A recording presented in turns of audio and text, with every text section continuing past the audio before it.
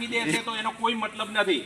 અમે હોય 8 કલાક ભણાવશો અને પાછળના બીજા જેટલા કલાક છે બધું બાળક ઘેર જ રહે છે. એટલે ઘરે પણ તૈયારી કરાતા રહેજો. હોય કાયમી લેસન આપવામાં આવે છે. ઘણા બાળક એવા હતા ઘેર એકદમ ગાળોના હપેડ બોલાવતા હતા. એ બધા લગભગ મોટા ભાગે બંધ થઈ ગયા છે. બધાની ટેવો સુધરાઈ દીધી છે. કારણ કે એક હાથમાં એક આંખમાં લાડ હોવો જોઈએ ને એક આંખમાં ડર પણ હોવો જોઈએ. આ બે વસ્તુ ખાસ તમારે રાખવાની. કારણ કે હવેના સમયમાં બાળક કોઈના કહેવામાં રહેતા જ નથી. એ આપણે ઘણી વખત જોઈએ છીએ કે મારું છોકરું મોન ખાવા બે એટલે પેલા પેલું કયા ગીત જોવો છો લે હે બહુ શોર્ટ જોતા હોય છે મોબાઈલમાં. એટલે મહેરબાની કરીને મોબાઈલ મત આલો. તમારે વધારે એવું હોય તો છોકરા આડાવડા હોય ત્યારે જોઈ લેવાનું. પણ છોકરા બેઠા હોય ત્યારે મોબાઈલ કાઢો મત. નકર એનાથી નજર ત્રોસી થઈ જાય છે. આપણે બાળકોમાં 70% એવા નાના બાળકો છે જે મોબાઈલનો ઉપયોગ કરે કે એને બંને આંખો ત્રોસી થઈ ગઈ હોય.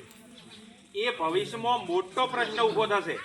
એટલે મોબાઈલનો ઉપયોગ બાળકોને બિલકુલ નહીં કરવાનો. જો મોબાઈલ લેતો હોય ને તો તમારે બીજા દાડા સ્કૂલમાં આવી જવાનું કે અમારો છોકરો માનતો નથી, મોબાઈલ કે લીધા વગર રહેતો નથી, તો અમે એને કમ્પ્લેન્ટ કરી દઈશું. અને મારવાની કોઈ જરૂર નહીં. અમે ક્યારે બાળકને થાપા ધરી હોય કોઈ કરતા જ નથી.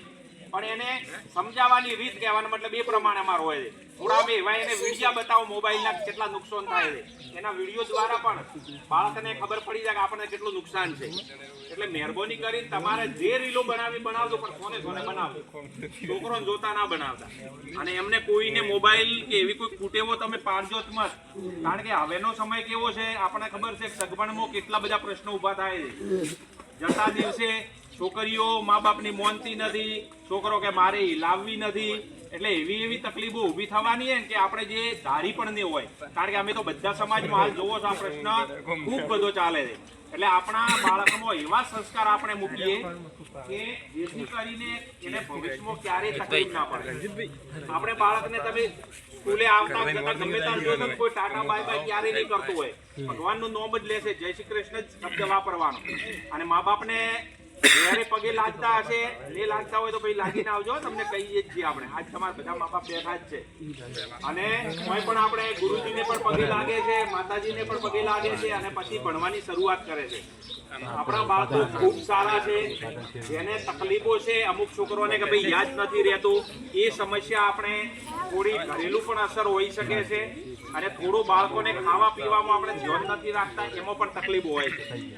ખવડાવવા પીવડાવવામાં હંમેશા છોકરાને ઘી વાળું તમે ખવડાવજો. થોડું એને દૂધ પાવાનું રાખજો. કોઈ ફ્રૂટ હોય તો આપણે સિઝન અનુસાર ફ્રૂટ હોય તો એ પણ ખવડાવજો. અમે દર સિઝનના ફ્રૂટ આપણે છોકરાઓને શાળામાં આપેલા ખવડાવીએ છીએ.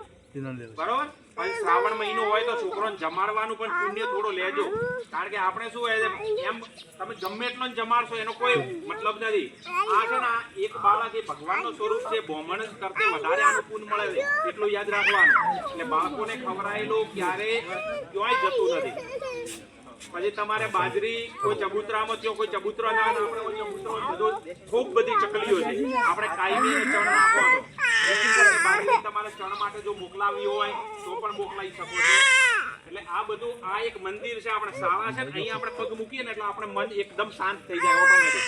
તમારે ગમે એટલી ગુસ્સો હોય, રી હોય, કોકના ઉપર ભડકેલા હોય, પણ અંદર આવો એટલે બધું ભૂલી જાય. કારણ કે આ વાતાવરણ જ એવું છે. સ્કૂલનું વાતાવરણ એક મંદિર જ છે. એટલે આપણે મંદિરમાં જઈએ તો બૂટ ચપ્પલ ઉતારીને પહેલા પગે લાગીએ ને એમ કેટલા નતમસ્તક હોઈએ છીએ. તો આ તો ભગવાનનું સ્વરૂપ છે. ત્યાં આપણે મૂર્તિ પૂજા કરીએ છીએ. અને આપણે આ દેખીતી રીતે ભગવાન જ છે. કારણ કે એમને બિચારા એમના દિલમાં ક્યારેય પાપ હોતું નથી. બાળક જે હોય તમારે કહી દે. ઘેર તમે કોઈ ઝઘડ્યા હોય ને તો છોકરો આવીને કહી દે કે આજ મારા મમ્મી પપ્પા ઝઘડ્યા હતા.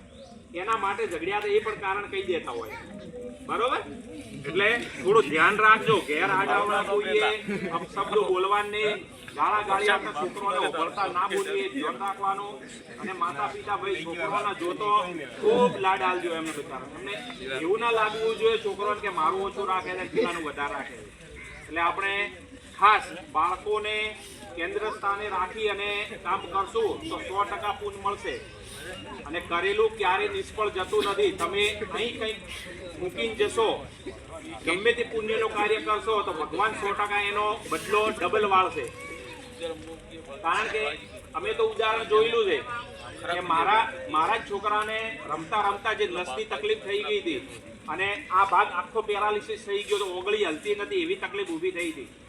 તો એને લગભગ 1.5 થી 2 વર્ષ મેં સતત કસરત કરાવી અને કમ્પ્લીટ ચાલતો થઈ ગયો. ડોક્ટરે કીધું હતું કે એને ચાલવાનો કોઈ સંભાવના નથી, પણ એ છોકરો કમ્પ્લીટ ચાલતો થઈ ગયો.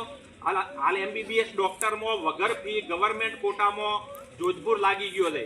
જો 2 કરોડ રૂપિયા આલો તો એ બાળકને ના લે, અને અહીંયા ડોક્ટરમાં એકદમ ફ્રીમાં લાગી ગયો છે. એ ઉપરવાળાની જ કૃપા છે. દીપક સાહેબના છોકરો પણ ડોક્ટરમાં બેસી ગયો છે, એ પણ આપણે ડોક્ટર બની જશે. મારો પણ બાબો ડોક્ટરમાં હાલ બેસાડી દીધો છે. પણ એના માટે એક જ વસ્તુ, તમે કોઈનું ક્યારેક ખોટું વિચારો નહીં, ક્યારેક ખોટું કરો નહીં. આપણા હાથથી ક્યારેક કોઈ ખોટું થવું જોઈએ જ નહીં. મારું ને તારું આ દુનિયામાં છે, આગળ જતા કશું નથી. એટલે કેટલું જોવે? 100 ફૂટનો ખાડો જોવે છે. કોઈ હાથે લઈને જતો નથી મિલકત. કોઈ કહેતો હોય ને કે મારે આટલા રૂપિયા છે, આ મારી આટલી ગાડીઓ છે, એક કે ત્યાં મૂકે છે કોઈ અંદર? કશું નહીં મેળતા. છેલ્લે મેઠું, પેલો સસ્તામાં સસ્તું મેઠું છે એ છેલ્લે નાખવાનું આવે છે. એટલે આવું બધું ગરુડ મૂકી ભાઈઓમાં ખૂબ પ્રેમ રાખો, એકબીજાના કુટુંબ સાથે હસો ખેલો મજા કરો. ખૂબ બધો આયા છો આપણે 33 કરોડ આપણા ઉપર મહેરબાન જ હોય છે. આ પૃથ્વી ઉપર આયા છો તો કંઈક સારું કાર્ય કરીશું. અને ભાઈ વ્યસન બાબતમાં મારે ખાલી એક જ વસ્તુ કહેવાની છે કે મહેરબાની કરી અને દારૂનું વ્યસન છે, મહેરબાની કરી છોડી દેજો. કારણ કે આપણી આખી પેઢી પાયમાલ થઈ રહી છે.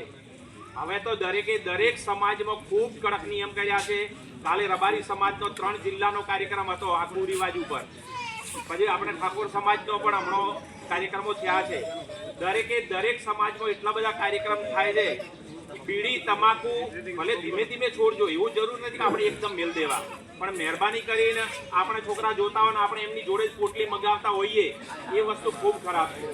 એટલે આ વસ્તુ પ્રત્યે ખાસ કે ભાઈ વ્યસન છોડી દેજો. આપણે કમાવા માટે ઘણા બધા ધંધા છે.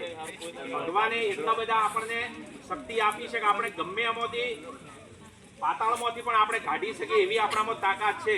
પણ તમે ખોટી રીતે કોઈનો કુટુંબ બરબાદ કરીને કોઈ કમાશો નહીં.